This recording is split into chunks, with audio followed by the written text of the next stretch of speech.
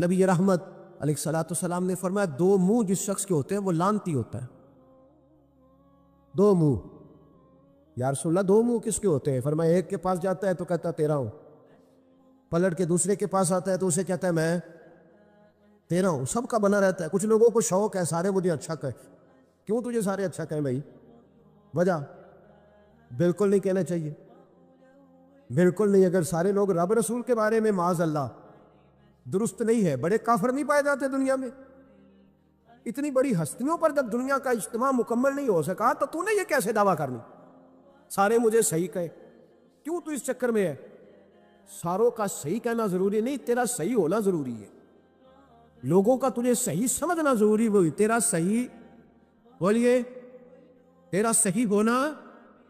مکہ تو سارا مخالف تھا، عرب تو سارا مخالف تھا۔ اب اگر بات یہی ہوتی تو پھر ابو بکر صدیق کو چاہیے تھا نا جدھر سارے جا رہے ہیں ادھر جاتے۔ انہوں نے یہ نہیں دیکھا کہ لوگ کیا کہہ رہے ہیں، انہوں نے یہ دیکھا کہ میرا ضمیر کیا کہہ رہا ہے۔ اندر دیکھے، اندر سینوں کے راز جو پتہ ہے صحیح کیا ہے۔ کیوں جھوٹ کی زندگی گزارتے ہیں؟ کیوں دوگلا پالسی سے وقت گزارتے ہیں؟ کیوں ہم اس طرح کرتے ہیں؟ اندر دیکھے، اندر جھانکے، اندر گواہی دیتا ہے آپ کا کہ حق کیا ہے، سچ کیا ہے۔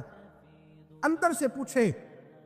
میرے کریم محبوب علیہ الصلوۃ والسلام نے ارشاد فرمایا کہ اے آگ آل یاسر پر اسی طرح ٹھنڈی ہو جا جس طرح تو حضرت ابراہیم علیہ السلام پر ٹھنڈی ہو۔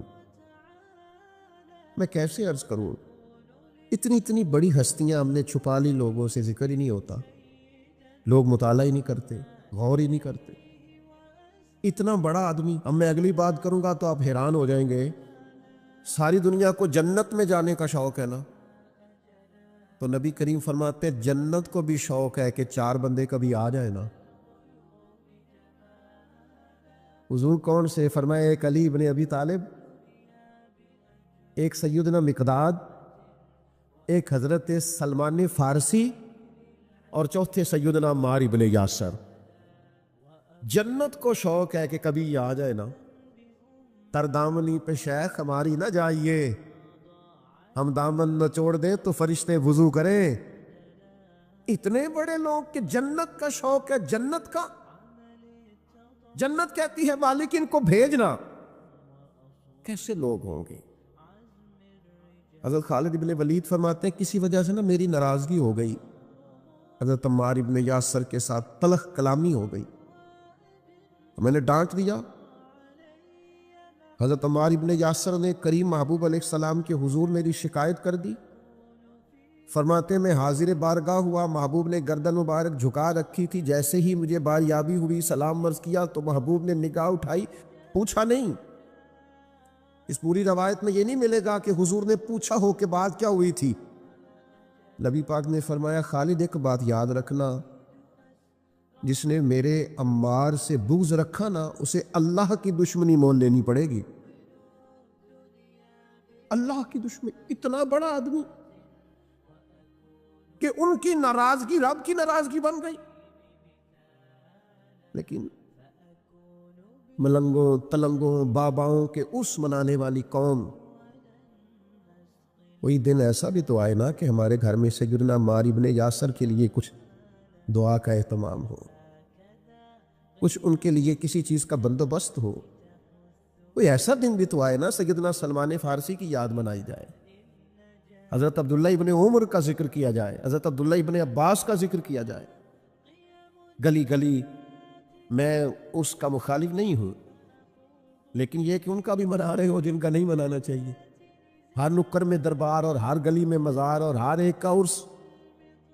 نیرنگیے سیاست دوران تو دیکھیے منزل انہیں ملی ہے جو شریک سفر نہ تھے، جو اس رستے کے مسافر نہیں تھے، منزلوں پر پہنچ گئے۔ اور اتنا بڑا شخص جس کے بارے میں میرے کریم رسول فرمائیں کہ اگر یہ ناراض ہو جائے تو رب بھی ناراض ہو جاتا ہے۔ اگر اس سے کسی نے عداوت رکھی تو اس نے اللہ کی دشمنی کو مول لیا۔ اتنا بڑا آدمی حضرت سیدنا عمار ابن یاسر، جو آیت میں نے قرآن مجید کی پڑھی ہے سورہ نحل سے، یہ بھی حضرت عمار ابن یاسر کے بارے میں نازل ہوئی۔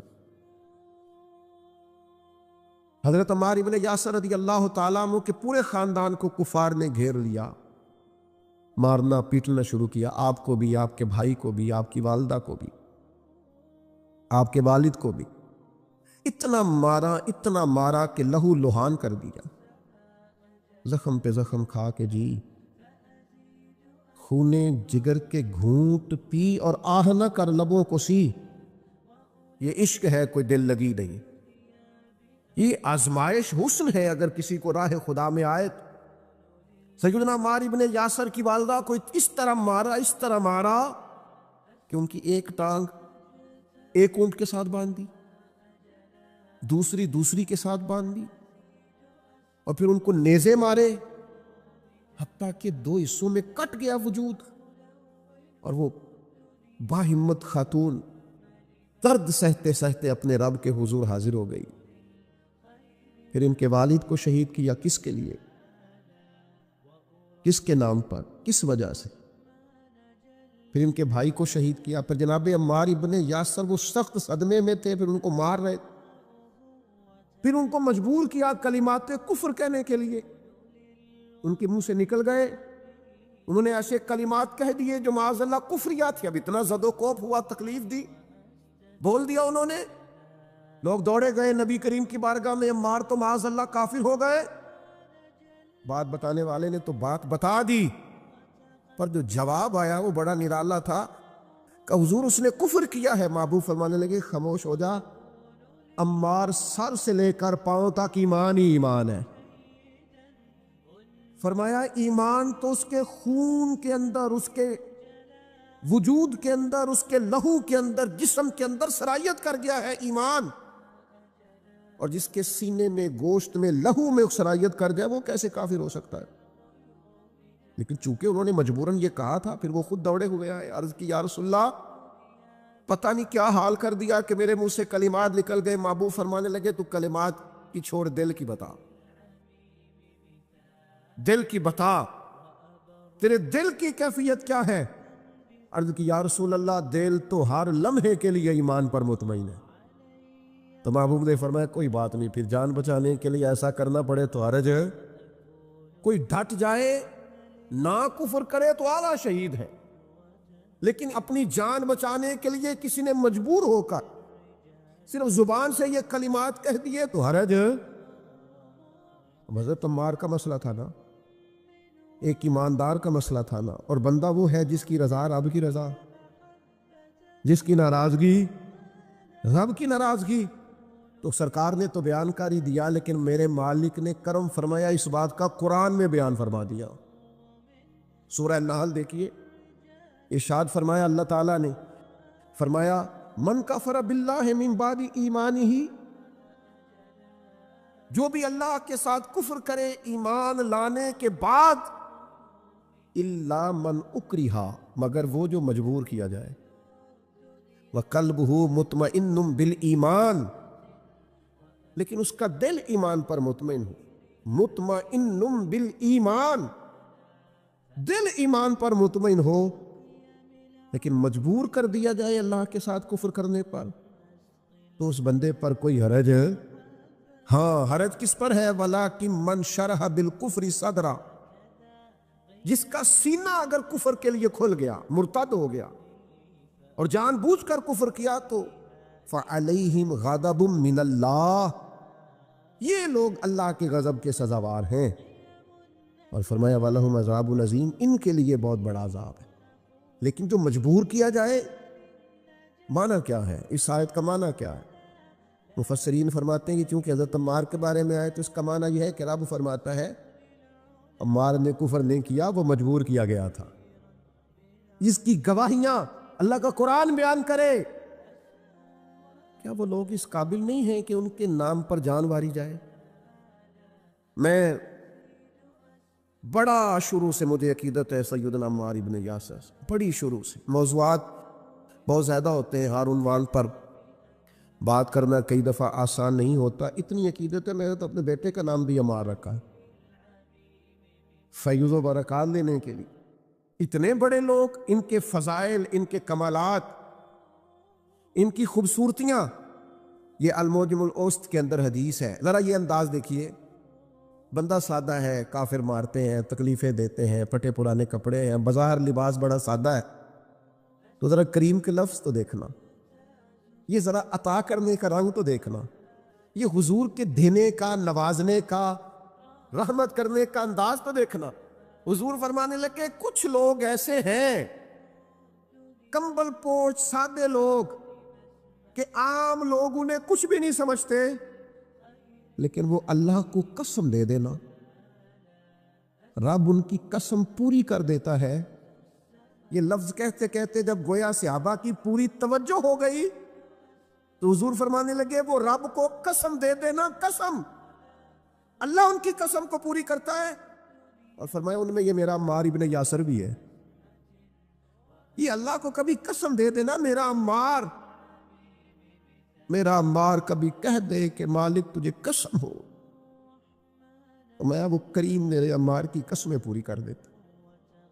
کمبل پوش سادہ، اور انداز یہ کہ نرالے لوگ، اپنا سب کچھ قربان کرنے والے، ماں قربان کر دی حضور کے نام پر، باپ قربان کر دیا، بھائی قربان، جیم جان دا کچھ وسا نہیں ہو، جان یار نو دیکھا تے شاد ہو جا، اس سے دل دہن فساد سارے، دل بر نو دے تے آزاد ہو جا، جو رکھے آباد تے رہو بس دا، تے جدوں کرے برباد ہو دو، برباد ہو جا، مارو مینو مار مکاؤ، کوئی عذر نہ پیش لے آواں، جے سونا ہی میرے دکھ وچ راضی، جے سونا ہی میرے، ماں چلی گئی، باپ چلا گیا، بھائی چلا گیا، وطن چھوڑ کے مدینے آ گئے، جے سونا ہی میرے دکھ وچ راضی تے سکھ نو چلے ڈاواں۔ اس سکھ کا کیا کرنا ہے؟ جس سکھ میں اللہ رسول نے کہا تیرے لیے دکھ بہتر ہے تو بس ٹھیک ہے، سے ثبوت نہ پوچھو میں تھو، نظر کرم کا دھوئی، اے میں جانا یا دل بر جانے، اے غیر نہ جانے کوئی، یہ تو راز کی بات ہے۔ فرمایا یہ ہے وہ عمار، یہ کبھی قسم دے دے تو اللہ قسم بھی پوری کر دیتا ہے۔ اور پھر دلیر آدمی، پتہ ہے کتنی عمر پائی ہے؟ کچھ نے لکھا ہے 91 سال، کچھ نے لکھا 93 سال، کچھ نے لکھا 94 سال، اور آخری وقت بھی لڑتے ہوئے شہادت ہی قبول کی ہے۔ ہاں، عشق سچا ہو تو رب بڑھاپے میں بھی جوانی دے دیتا ہے۔ 94 سال کا بزرگ کیا اتنی ہمت رکھا کرتے ہیں کہ وہ میدانوں میں نکلے؟ لیکن جناب عمار ابن یاسر آخری دم تک جنگ یمامہ میں گئے، ختم نبوت کے محاذ پر جہاد کرنے۔ جنگ یمامہ میں کچھ کھلبلی مچ گئی، کچھ لوگ ادھر ادھر ہٹنے لگے تو حضرت عمار ابن یاسر دوڑ کے پہاڑی پہ چڑھ گئے۔ وہ کہا کدھر جا رہے ہو سارے؟ ادھر آؤ، میں عمار ابن یاسر ہوں، میدان چھوڑ کے نہیں جانا، واپس آؤ۔ لوگوں کو ان کی بات سے ڈھارو سوئی، فرمایا آؤ سارے مل کے حملہ کرتے ہیں، اللہ اسلام کو فتح عطا فرمائے گا۔ اس جنگ میں ان کا ایک کان کٹ گیا، کافر نے تلوار ماری تو ایک کان کٹ گیا۔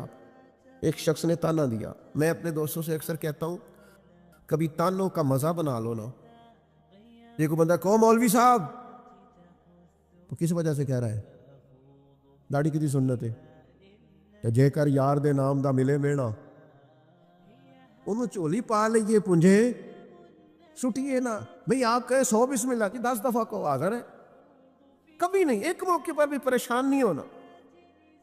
آپ کو اس کے نام کا تانا ملے تو صحیح، اس کا تو مزہ ہی بڑا ہے، اس کا سرور ہے، آپ لے کے تو دیکھیں، مزہ بڑا ہے۔ ہمارے ایک بزرگ تھے، استاد تھے، لوگ کہتے تھے ڈاڈے بڑے ہیں، تو ہم کبھی ان کے ساتھ گزرتے تھے یا وہاں سے ہو کے آتے تھے تو لوگ تانے دیتے تھے، آپ یقین کریں مزے کی بات ہے، وہ تانا دیتے تھے ہمارا دل ٹھنڈا ہوتا تھا۔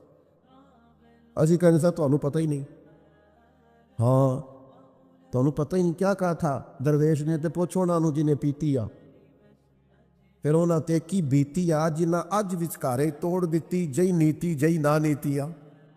یہ تو اس سے پوچھ جسے اس درد کی لذت کا پتہ ہے، اس کے ذائقے کا جسے پتہ ہے، اس سے بات کر۔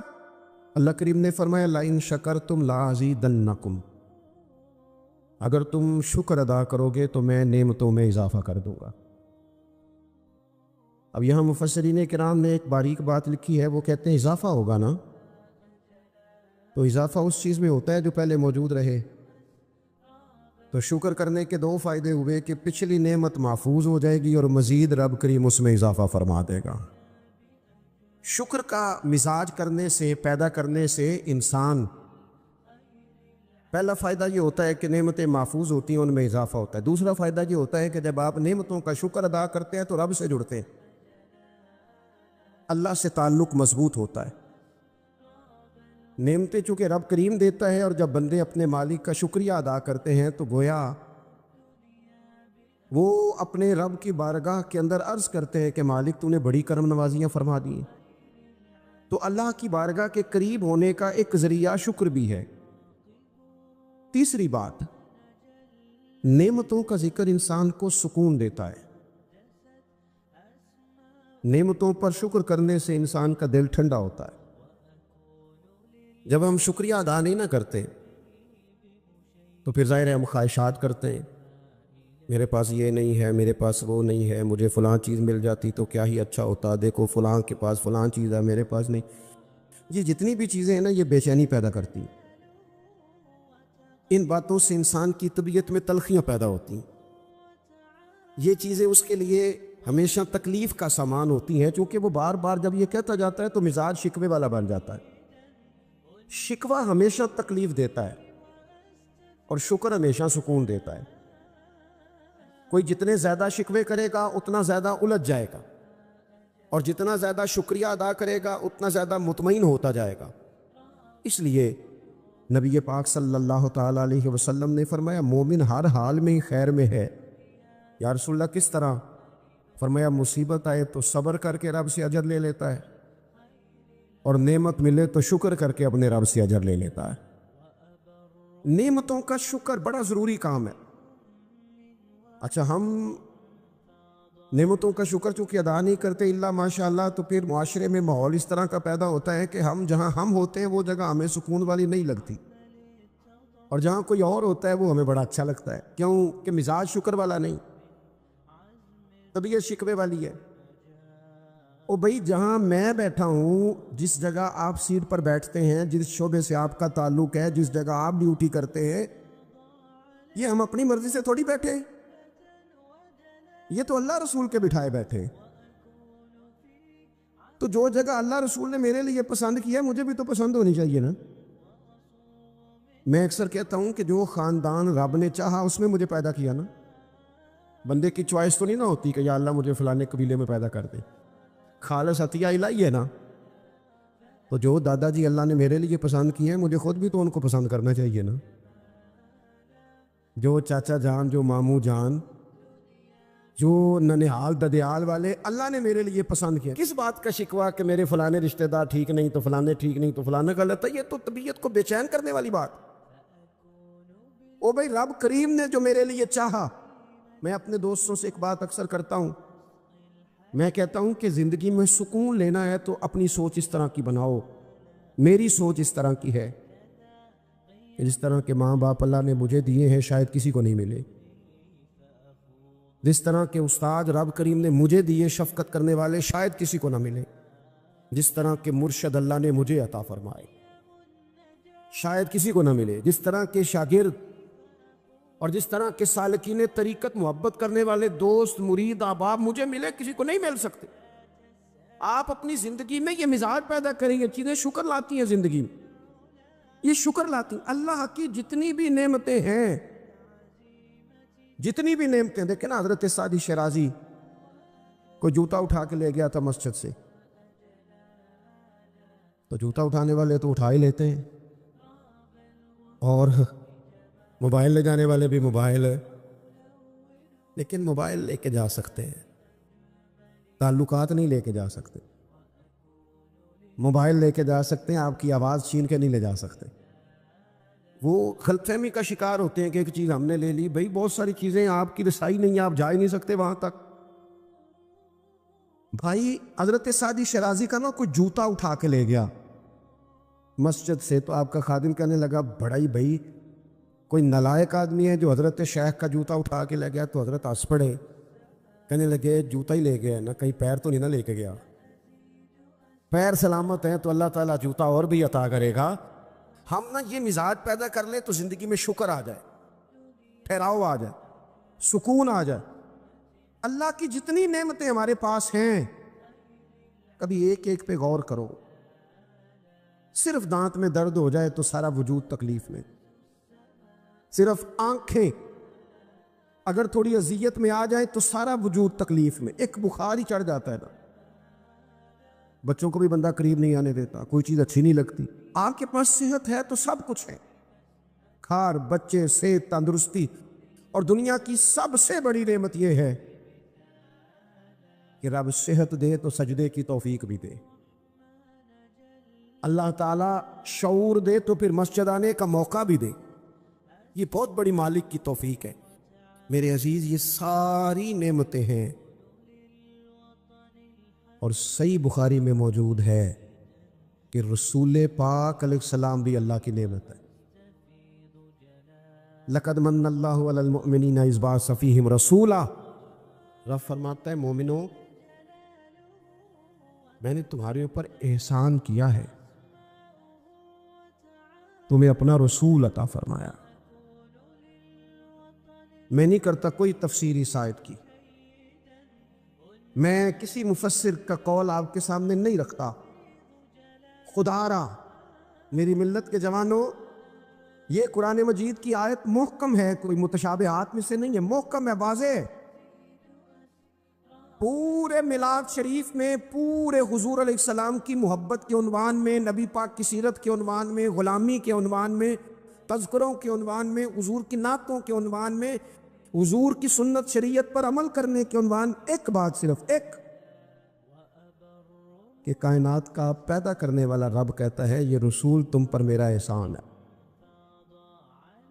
اللہ کہتا ہے یہ میرا احسان ہے، یہ میرا احسان ہے۔ دوستو اگر ہم تھوڑا سا دیکھو نا، میں نے زندگی میں وہ لوگ دیکھے ہیں جو نا نعمتوں کے چھن جانے سے خوف میں رہتے ہیں،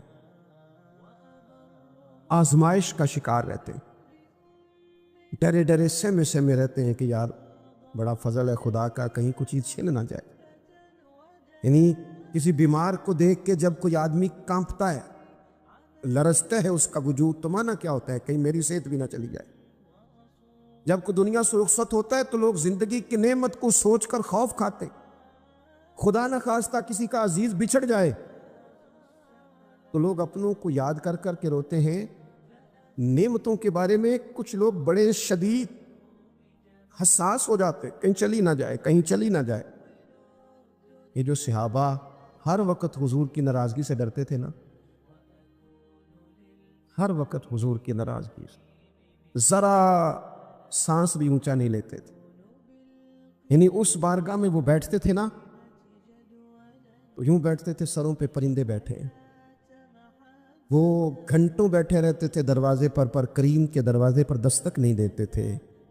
وہ اس نعمت کے معاملے میں حساس تھے، ان کو پتہ تھا کہ وہ دو عالم کی رحمت تھے، وہ جہاں چاہتے وہیں رہتے، یہ تو ان کی مہربانی ہے کہ یہ عالم پسند آیا، یہ تو مہربانی۔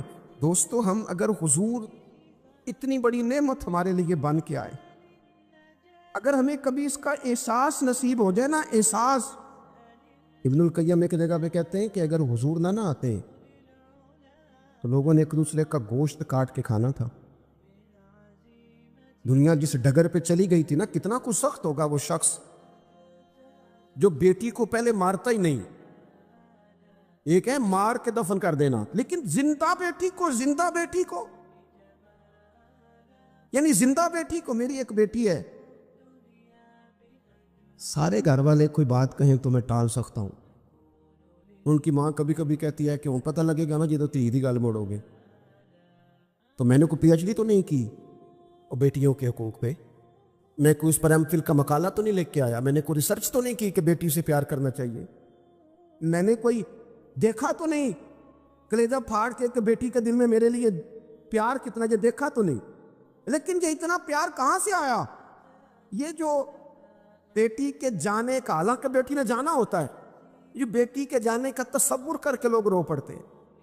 یہ جو زندگی لگا دیتے ہیں کہ میری بیٹی خوشحال رہے, اس کے گھر میں رونق رہے, اس کی طرف سے ٹھنڈی ہوا ہے, تو یہ وہی لوگ ہیں, یہ وہی انسان ہیں, یہ وہی زمین ہے جس زمین پر لوگ بیٹی کو مارتے بھی نہیں تھے. زندہ بچی پیدا ہونے والی گڑھا کھود کے اس میں رکھ کے مٹی ڈال دیتے تھے, زندہ بیٹیاں دفن کر دیتے تھے. رب کہتا میں نے احسان کیا تم پہ, میں نے احسان کیا. کیا؟ میں نے تمہیں اپنا رسول دیا. لقد من اللہ علی المؤمنین اذ بعث فیہم رسولا, میں نے تمہیں رسول دیا. اس رسول نے نا تمہیں کر کے دکھایا کہ بیٹی کے ساتھ کیا کرنا ہے. جب بھی سیدہ فاطمہ آئی حضور اٹھ کے کھڑے ہو گئے, بیٹی کا ماتھا چوما, اپنی جگہ پہ بٹھایا, اعزاز دیا, کرم کیا. کسی کافر کی بیٹی بھی آ گئی تو رسول کریم نے چادر اتار کے بیٹی کے سر کو ڈھانپ دیا. رسول پاک کے گھر میں بہن آ گئی, رضائی بہن, تو محبوب نے ساری ازواج سے کہا جو جو تمہارے گھروں میں اکٹھا کر کے لے آؤ, جو ہے لاؤ سارا اکٹھا کر کے, اس لیے کہ میری بہن آئی ہے. پھر میرے کریم نے فرمایا اگر تو کہے تو تیرے لیے مدینے میں گھر نہ بنا دوں, تو یہیں رہ جانا, یہیں رہ جا. تو حضرت شیمہ عرض کرنے لگی نہیں حضور میں نے واپس جانا ہے. فرمایا جاؤ. عرض کرنے لگی بڑی سخت جنگ کر کے میرے قبیلے کو گرفتار کیا گیا ہے, سخت جنگجو ہیں, انہوں نے بڑی لڑائی کی ہے, بڑی مخالفت کی ہے دین کی, لیکن حضور اگر میں کہوں گی میں آپ کی رضائی بہن ہوں, میں اگر کہوں گی تو میرا سارا قبیلہ چھوڑ دیں گے.